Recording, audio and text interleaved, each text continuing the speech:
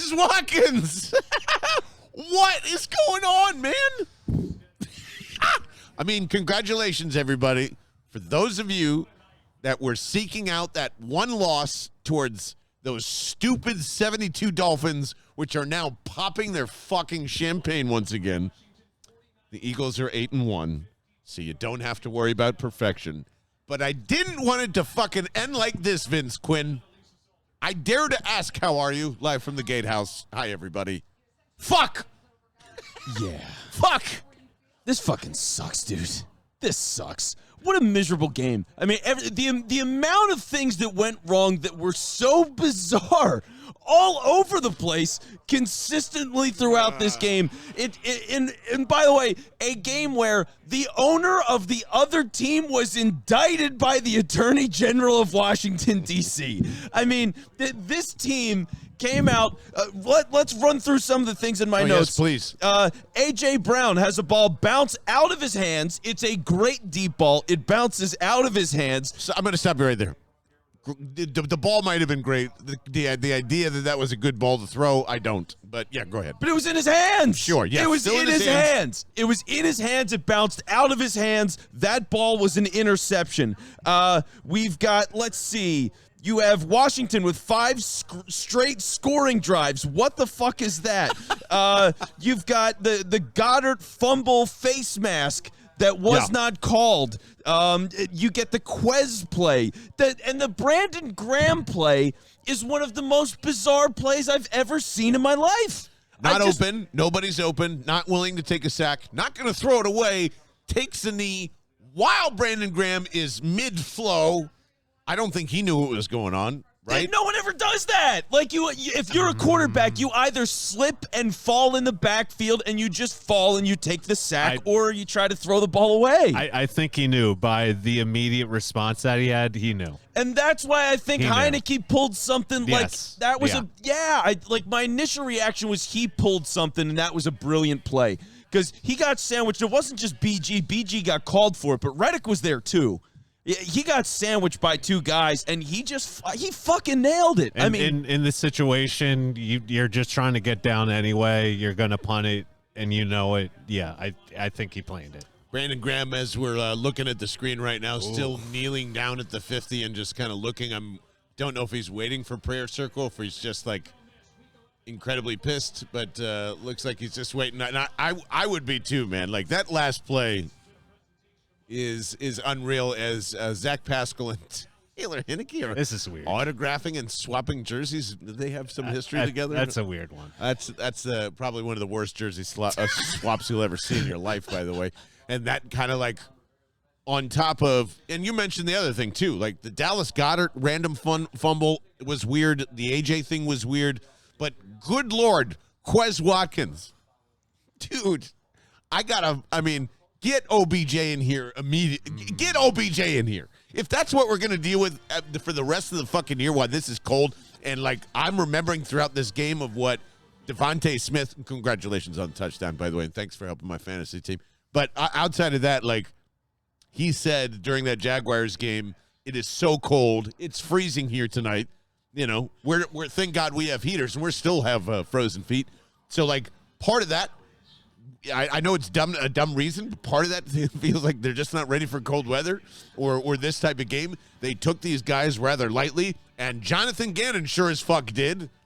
Good. I mean, that was like basic vanilla. We're running preseason shit, and no problem. 40 minutes on the ground, 45 minutes on the ground. I don't know what the Commanders finished with here, but like, this is just an anomaly, right? It's a blimp on the radar. It's a division game. No one expected this to kind of happen, and of course, that's why it happened. Look, it's freak in a lot of ways because of all the completely ridiculous plays and moments and officiating and whatever. I mean, there's a lot of weird shit about that, but Jonathan Gannon, this ain't anything new. Yeah.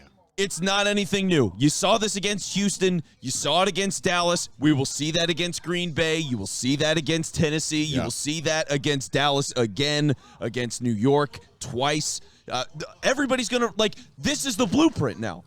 And this is what it was supposed to be anyway. Washington got lucky as fuck, but they executed it. They weren't even good. Outside of a couple of plays with Terry McLaurin, who had a really good night, Nothing else was remarkable. Is there a single Brian Robinson run that you go, wow, my God, he's good? I mean, it just didn't happen. Gibson, my God, he's good. They're totally average, forgettable, rotational backs. So bad. And those guys, for 3.5 yards, 4 yards a carry, it felt like just slowly and methodically killed this team. And there's no reason for it. There's nothing that you look at that goes, wow, Washington is so much better in this area, that area. Yeah. You had 10 days to plan for this. You had 10 days at home. What happened? That's the blueprint for under talent like teams. Like when you're playing against a higher talent team, that's literally the blueprint to beat the higher talent team, and it works sometimes. Hence tonight, slow it down, to get some turnovers on top of that. 3, like we just all that shit that we just said like last Tuesday. Jalen Hurts and their superpower in this offense. They don't turn over the ball, and I don't think any of it was on him. None of this was on Jalen outside of maybe that first throw, but like, Jesus, that's just how the concentration. That's a concentration fumble with Quez. The third down on the last drive. Well, drive. Yeah, whatever that was. Drive. Yeah. He ran into the 2 linemen on the Washington. So He did. The first time that I saw Jalen Hurts on the sideline, visibly not even, down. Not feeling great about any of this, and no one did. Like, between that, like, this was, after that Quest thing, you're like, okay, here you go, no problem. They were a problem all night. You get rid of this, you're 9-0, and that didn't happen at all. They sunk right back into, I don't know, everything that we thought this team could never be, which was, like, very mentally headstrong. Despite all that, I think I saw Malcolm Jenkins say, like, hey, this is just some good old-fashioned resiliency. And I'm like, no, this is good old playing like shit. You're just playing like shit. Well, for a while, it sort of was resiliency. I mean, everything up until that Quez play, or even the Taylor Heineke play, because they were going to get the ball back with about 2 minutes left. I mean, that's plenty of opportunity still. But when you have so many weird things happen again and again and again and again and again and again, they couldn't recover from it. Ultimately, they ran out of time. But like, they played one of the weirdest games. They played the worst game they've had all year. They still had a chance in a 1-score game at the end of it. It should be mentioned, that's the quickest I've seen the link cleared out. It was empty in a very long time. And they were empty. Rolling about 2 or 3 minutes. We saw some people checking themselves out before that. Philadelphia's pretty good at knowing when a loss is coming. And it's been and coming into this, no one was really hyped either. There's people trying to sell their tickets to this game. A lot. I think we got offers of 3 or 4. So it's just, we didn't expect this game to be anything. It didn't seem like the players did either, nor the coaches. But honestly, we were, maybe me got a little ahead of myself with Shane and saying to rotate that out and for his firing. But everybody's saying, well, John, you can't really do much at 8-0. But at fucking 8-1, there's a lot of people that want to fire Jonathan Gannon. And he's not going to get a head coaching job. And I don't think they're going to change that much. So, I don't know. I think that's a humongous problem moving forward. You can't fire your defensive coordinator or shuffle it. Can't really shadow ban him. And you're not going to change much until Jordan Davis gets back in for a couple of weeks, and that's probably going to be the Tennessee Titans. You're going to go face what I thought was going to be a pretty easy win on the road in 6 days with Indianapolis and Jeff Sunday. Now that we've got to eat that turd as well this week, but it is not good to have this and then go on the road and then go on the road again in December twice and all that stuff. So I would say, if you have got any suggestions on how to get Jonathan Gannon out of here, or at least infiltrate the NovaCare, change out his playbook, get Vic Fangio in there, whatever it is, I am tired of looking at that shit. You lose some weird shit sometimes. Look, this is the most. They had more turnovers tonight, or as many turnovers tonight as they've had all year. They had a graphic in the middle of this game. They had 3 turnovers through 8 games, which is tied for the fewest in the history of the NFL. I mean, it's not bad. It's insane. I think on a cold night, and this is the other part too with A.J. Brown early, his hamstring seemed to be a little jacked up early, and maybe in that first drive or second drive, he just pulled up a little bit lame. Ball goes off his hands early. pretty much a total non-factor in this game. I mean, when you get pretty late into this one, it's like, all right, you need something on third down. What are you going to do? Usually, what we've seen with this team, A.J. Brown slant. Yep. Not there. I don't know. I don't know what kind of shape he was in. They didn't find a way to work him into this game really at all. They found a few moments with Devontae Smith, which makes sense because he crushed them last time in Washington. But otherwise, just wasn't there. Yeah, the only time that I remember that there was an A.J. Brown slant is when Jalen Hurts missed him and decided, I think, still got a positive play out of it, but there was, something that not a lot of play for A.J. in the middle. Just in general. I mean, I don't know what his stat line was, and T, if you could maybe look that up, but I can't imagine that he had more than, 20 yards. If A.J. is having problems with his hamstring early, then you're not going to get the momentum. Plus, if it is cold and it needs to get warmed up every 5 seconds, you're not on the field that much. Less than 20 minutes, like a little more than a quarter, that's the only time the offense was out on the field, and it's because of all the other silly shit we talked about, the turnovers, the random, non-face mask Dallas Goedert fumble, all that. It just seemed like everything that could go right went immediately wrong. There was a couple of times where they tried to correct themselves offensively and defensively, and I don't know. It's not like they did anything crazy outside of dropping and fumbling footballs. Well, they did. The crazy thing was, this is deep in the vault. There was a Steve Odenkirk movie back in the day called Kung Pao Enter the Fist. Oh, I remember that movie. Oh, yeah. It's been a long time. Yeah. And there's a scene where he gets in a fight, and he's like, oh, I blocked your fist with my face. And, that's Jonathan Gannon. That's what this run defense is. Oh, you ran over me for 6 yards. Ooh, I stopped your foot with my face for 6 yards. It kept happening again and again. So all these unremarkable guys making unremarkable plays consistently. And then Taylor Heineke, in a couple of those times where he did have to pass, he threw terrible balls in clean pockets. I mean, terrible balls, 5 yards above a receiver's head, terrible balls. So I just don't know how, when you see a guy playing like that, you can't take advantage of it. And really, I said this earlier, but it needs to be said again. This happened with Houston 10 days ago. And to not watch that game and self-scout, we're late in that game. Yep. What do you see? More five-man fronts and things like that to put more pressure in the box. They do that late in this game. They start to see changes in it. How does that not happen going into this game? How does that not happen in the second quarter? How does that not happen in the third quarter? It took way too long to make those adjustments. The game was too long at that point. And for all the times they had opportunities, all the other weird shit happened. They had a sacked fumble on the first drive. It led to an easy touchdown.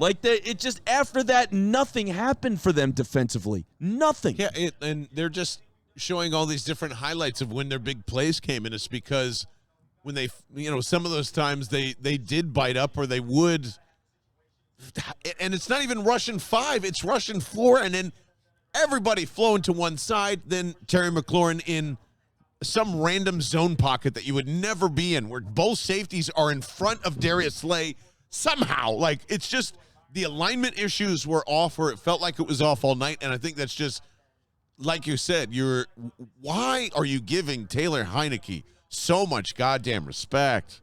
Why? For what? Why? And even if you're going to miss on a run blitz, if high throw to the left, or inaccurate throw to the right, he is nowhere near a veteran quarterback that you could rely on passing 25 or 30. That's why they had the game plan in the first place.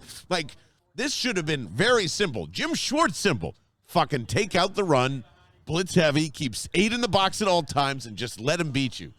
That's what your biggest strength right now is, your secondary, and you let them hang out to dry simply by not putting much of any pressure on them whatsoever and going into this stupid window zone coverage all of the time. All of the time. It's brutal. 4 A.J. Brown targets, by the way. 4. How many catches? And one?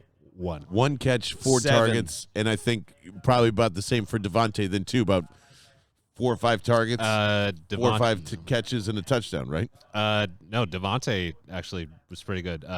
6 receptions, 8 targets. 8 targets. but only 39 yards. See, it's just like that's And our boy of the night, Quez Watkins, deepest ball. 4 receptions, 4 targets, 80 yards. Your leading wide receiver tonight, there, Vince Quinn. Wow. So, yeah, and you would think in one of those moments, Taylor Heineke pop-up ball to C.J. Gardner-Johnson, and you think it's like, all right. now the real people can show up. What are they saying now? 12 for 21 on third down conversions. Yeah, that is just. I mean, what? 3rd and 4, 3rd and 5, 3rd and 6, 3rd and 8, 3rd and 9, 3rd and 11. Like, it's not one short third and whatever. They had their number. Plus, they converted at least one first down tonight as well. So They converted a 4th, yeah. There's plenty of blame to go around, but it's all on coming into this defensively. And I think for the 3rd time we'll say on this show, because Vince has said it now, but how do you not go, this is our biggest problem. This is what everybody's been looking at since Jordan Davis has gone down. Yeah. Maybe we should shore up the middle of that defense and not get bite on the counters or bite on the. It's very simple stuff that they were running, Vince Quinn. I don't get it. Yeah, I don't get it. It was not remarkable. It's not flashy. This isn't like Kyle Shanahan mastery. You know what I mean? It's none of that. It was very simple. It was very cut and dried. It happened again and again, and they just didn't do anything about it. It's like, as a player, how do you not get pissed off about that? Yeah. I'd be so pissed. And one of the other things, too, personnel. I feel like I didn't notice Brandon Graham for a very long time in this game. And then there was a point in the second half, Washington's driving down. It's at 3rd down. BG made 2 straight plays and was like, oh, haven't seen him. Yeah. Nice to see you. He's doing a hell of a job. It's just like, I don't know. I feel like they use the wrong people constantly. I saw a lot of Patrick Johnson, which, he's fine, but you have too many good players to be playing him as much as they were. I don't understand it. It doesn't make any sense. And it's happening. It keeps happening. It's just all the time. You can't. And I'll even say the dropping back in coverage shit really killed them. Of Hassan doing a couple of times tonight. I think Patrick Johnson had done it once or twice tonight. Just weird choices at odd times to really start to overcomplicating all of your calls. It doesn't make any sense to me. It's all bad. I mean, and here's another one. Here's another wonky thing tonight that we didn't get to. That fucking Siposs punt. That punt was ridiculous. I mean, the hell of a play by him to be just under siege and then running out to his right and booting that thing, pretty solidly booting it down the field. I mean, that was a hell of a punt. It would have been a hell of a capper if a Siposs punt got blocked there. So, yeah. Yes. Or if he got sacked or whatever, it could have been disaster and the game would have ended right there. But he has the punt. There's a penalty, so they had to do it. But, nothing went right tonight. Nothing went right. And I'm pretty sure that's just the tail of the tape here. Nothing went right. They walked into this place thinking that they could just show up and win a football game, and they were scrambling. They didn't have any answers. Did they lead at all during this game? I don't think they did. They had a 14-7 at one point. That's right. Yeah. But outside of that, this is not what you wanted to see at all from a playoff contender, a Super Bowl contender, whatever you want to call it. Yeah. I think you can chalk it up to a weird divisional game. It was going to – we said, hey, if they somehow lose this game, it's going to fucking suck. So we're going to spend all week probably, killing these guys over and over. But I'm not going to get too crazy here unless they lose to the Colts in a very similar fashion, honestly. This sucks. It's going to sit with me for Jeff 2 Sunday. days. Jeff Sunday, Jeff baby. Sunday's next Sunday. Plus, we're going to go see Notre Dame and BC thanks to our friends over at Philly Sports Trips, and you can come join us. I believe there's still some tailgate tickets available if you want to come up to Indy with us. Bring your jacket. Yeah, definitely. It's going to be 24 degrees, but the tailgate's going to be inside and in a bar. So, very, very, very clutch of Vince Rizzuto to do that. Go to phillysportstrips.com/bell to find out where we're going to be at every week, honestly, and gets you into this fine tailgate if you're watching on YouTube here as well. I don't want to sit in misery for the entire show, so could you please text us, give me some pizza, to 215-509-5833, and that is going to get you free pizza from Ilios. Thank you guys so much for sending those coupons out. They gave 100 of them to us. So please feel free to do that. We would like to, at least get something in your freezer that won't disappoint you, unlike, putting perhaps an NFL referee in there, or Quez Watkins, or, Jonathan Gannon. Elio's Pizza, definitely the way to go. Thank you to them for doing that. I don't know, guys. Any final thoughts on this game? I'm pissed that I had to watch it, that we had to stay up on a Monday night, and we're going to be miserable assholes on Tuesday morning. Yeah, this game sucks. I was cold all night. The whole thing was miserable. There's nothing enjoyable about this. The only thing that is enjoyable that I do have that's left and we didn't get to mention yet, we are hiring. We are hiring somebody to be a part of the show. So if you want to hang out with us, work on the show with us. And I mean, very, very intimately work on the show. Like, you're out here at these events. Editing, video editing, social media stuff, event planning, possibly coming with us on Bird Strips this year or next year, depending on how things kind of shake up here. But definitely go to bellandthebirdmen.com, right? Yeah, and the application is literally the first thing on bellandthebirdmen.com. So we've gotten a lot of applicants already, and we've gotten some very interesting people. I mean, I'm really excited to talk to a number of people we've got, but that doesn't mean you shouldn't apply. We want to meet a lot of people, and obviously we haven't even talked to anybody yet. So we're just getting started here, but make sure you go and apply. And it is, again, just to be clear, for an associate producer position here, and if that is not quite your thing, apply anyway, because there might be some other things that we could use you for if you're not here and local. So, T, anything before we get out of here, my friend? 3 sacks tonight compared to 9 last time we faced. That is quite a difference. Yeah, I believe that is 6. Is that a difference of 6? It is. It's a difference of Carson Wentz. That's why we need the associate producer for your math help. Yeah. That's right. 9 from 6, or 9 from 3 is things we'll always need help with. Again, text us anytime your thoughts or whatever, 215-509-5833. Love doing that throughout the week. I will say this. I think it's time to kind of turn the switch on, because I've been feeling it. The last couple of weeks, I'm gonna put this loss on me. We weren't jazzed up enough about, we wanted to get through the Commanders for the real part of the season and all that other crap. So it's time to turn it on, fellas. And I think we start that on Thursday before we head to the Colts. And real quick, I will say this. Yes. I have been saying Taylor Heineke shows out against Hall of Fame quarterbacks. He does. So if there's any silver lining, it's a good sign for Jalen Hurts. There's a Hall of Fame quarterback wearing an Eagles jersey. Greg Ward. So that'll do it for us, guys. Thank you so much for everybody that watched live here at the Gatehouse. And come on down for the next one for the Packers. I believe it's going to be a good time. So that is 27th. The 27th. That is Taylor Kredatus. For Vince Quinn, I'm John Barchard. For Bell and the Birdmen, live at the Gatehouse. Thank you so much. Make sure you're subscribing right on bellandthebirdmen.com. We'll see you guys. I'm so cold.